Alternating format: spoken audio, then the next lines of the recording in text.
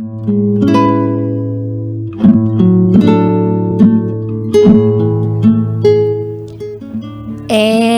now, it's time for DJ Rocky's Secret Files.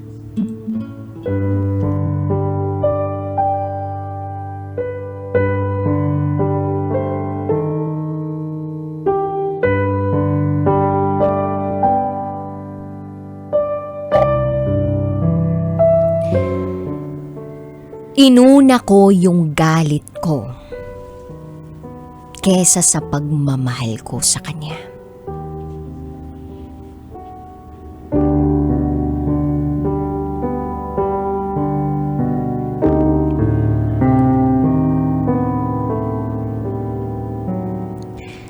Hi DJ Rocky.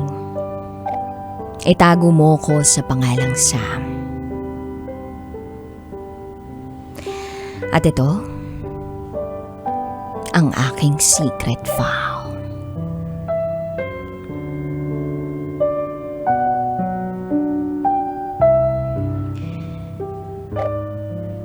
Di ko akalain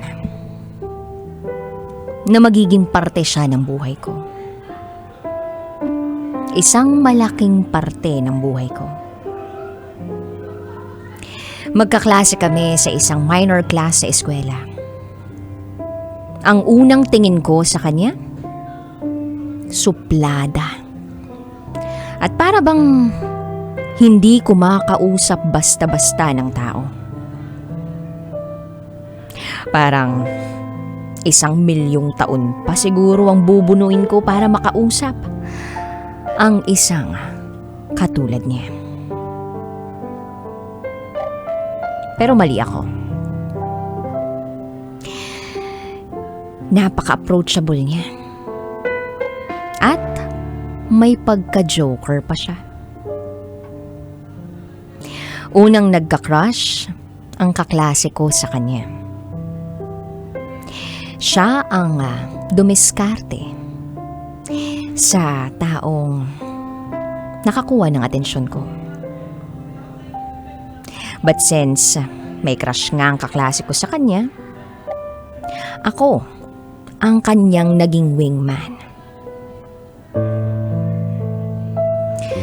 Then eventually, naging mas close kami kesa dun sa kaklase kong dinedeskartehan siya. And, ayun. Doon nagsimula ang lahat. Pero lagi niya akong sinasabihan na we should put our relationship in between friendship and love. So, I agreed. Dahil parehas pa kaming estudyante at nagtatapos ng kolehiyo. Yun ang prioridad namin. Lumipas pa ang mga taon. Final year na namin sa college. Sabi ko sa kanya na kung po pwede, i-level up na namin ang relasyon namin. Pero ang sabi niya, mga bata pa kami. Ang kailangan naming gawin ay magplano pagkatapos ng college graduation at magtrabaho. Sinabi ko, dapat naman talagang planuhin ang future. Hindi naman sa pinilit ko siya, pero in-explain ko sa kanya na gusto kong ma-secure siya. At gusto ko na maging mag-boyfriend and girlfriend kami. Sabay naming tutuparin lahat ng mga pangarap namin. And on our graduation day, she finally agreed to take our relationship into the next level. So naging couple na kami, officially. After graduation, nag-focus kami sa kanya-kanya naming karera sa buhay. Nakapasok siya sa isang pribadong ospital. Habang ako naman ay nakapasok sa eskwelahan na parehas naming pinag-graduatean as an office clerk. Sa loob ng 2 taon, okay naman ang relasyon namin. Masaya kami parehas. Hanggang sa na-hire siya na makapagtrabaho abroad as a nurse sa isang ospital sa UK. Nung una, masaya ako para sa kanya dahil unti-unti nang natutupad ang mga pangarap niya. Kaya lang, deep inside, meron akong pakiramdam na mahihirapan kami. Siyempre, ang kalaban namin, distansya. So, bago siya umalis ng bansa, inalok ko siya ng kasal. Pero, she declined. Ang sabi niya, gusto niya munang subukan yung oportunidad na yun bago siya mag-asawa. So ako naman, nag-agree. Dahil gusto ko maging masaya siya. At gusto ko na buong-buo ang desisyon niya. Napakasalan ako. So I let her pursue her dreams. And pinagpalipas muna namin ang aming kasal. Ang sabi naman niya, pag natapos na ang kontrata niya, magpapakasal na kami at bubuo ng sarili naming pamilya. Mag-antay lang daw ako ng 5 taon. At magkakasama na kami ulit. So sa loob ng 5 taon, nag-antay ako sa kanya. Still holding to her promise that if I could wait for her, pwede na kaming mag-level up. Pwede na kaming magpakasal. So bumalik siya ng bansa after 5 years. Pero kasal na siya. Kasal na siya at bumubuo na ng sarili niyang pamilya sa isang doktor na nakilala niya sa ospital na pinagtrabahuhan niya.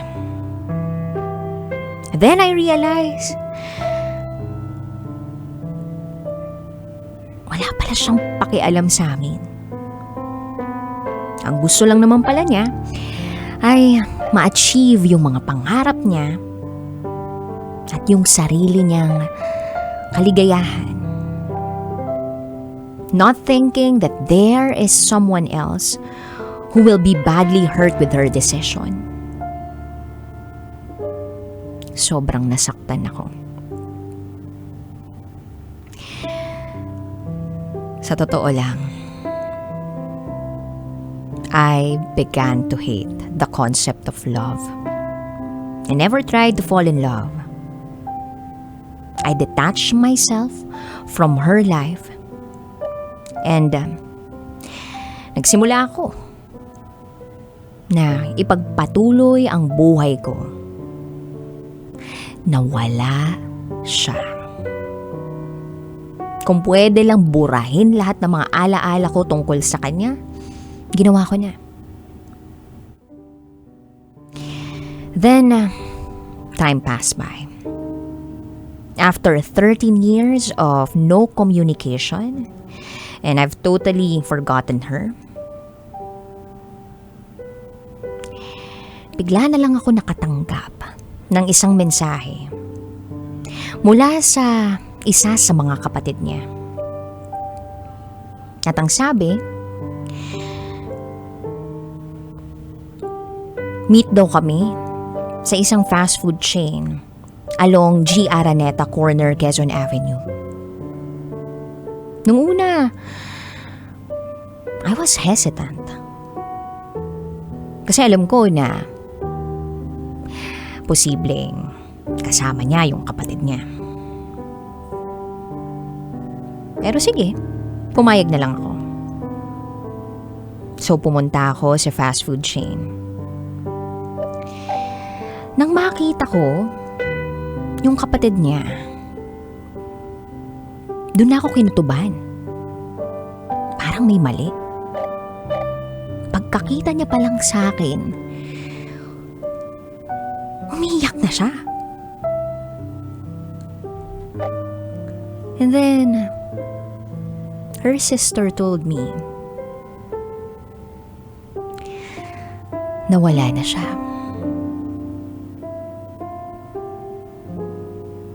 She passed away a couple of days ago. At yung katawan niya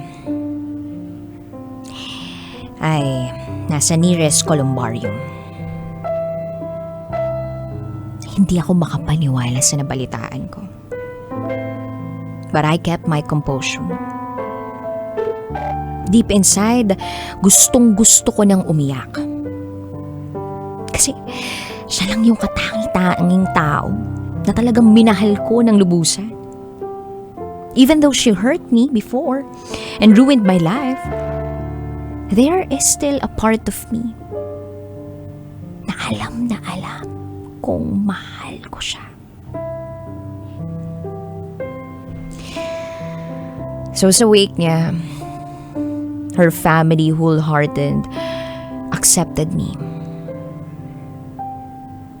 They comforted me. Sinabi nila sa akin na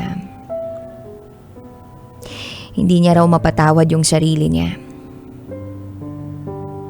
dahil sa nagawa niyang pananakit sa damdamin ko. Nagilty ako. Kasi nauna yung galit ko sa kanya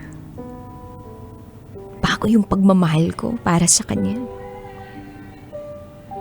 Nagilty ako for not forgiving her.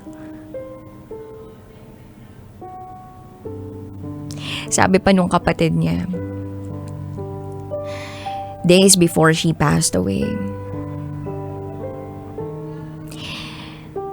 sinasabihan na raw siya nito na kung pwede, kontakin ako. At sabihan ako na nasa ospital siya. Dahil gusto niyang humingi ng tawad.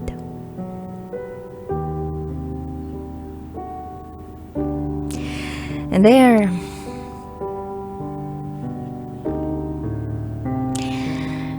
bumuhos na ang mga luha sa mata ko. Daan-daan kong nilapitan ang kabaong niya. And I realized na ako dapat yung humingi ng tawad sa kanya.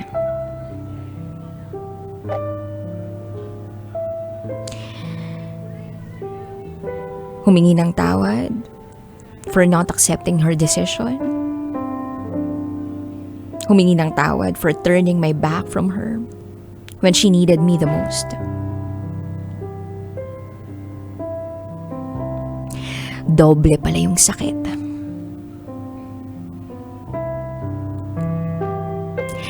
Nang nararamdaman ng isang tao kapag hindi nakapagpapatawad. So eto ako. Nasasaktan pa rin. Dahil marami akong mga pagsisisi, guilts, And sana. Pero wala na. Lumipas na ang panahon at hindi ko na ito mababalik pa.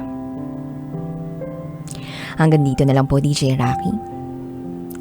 Muli, ako si Sam. At ito, ang aking secret vow.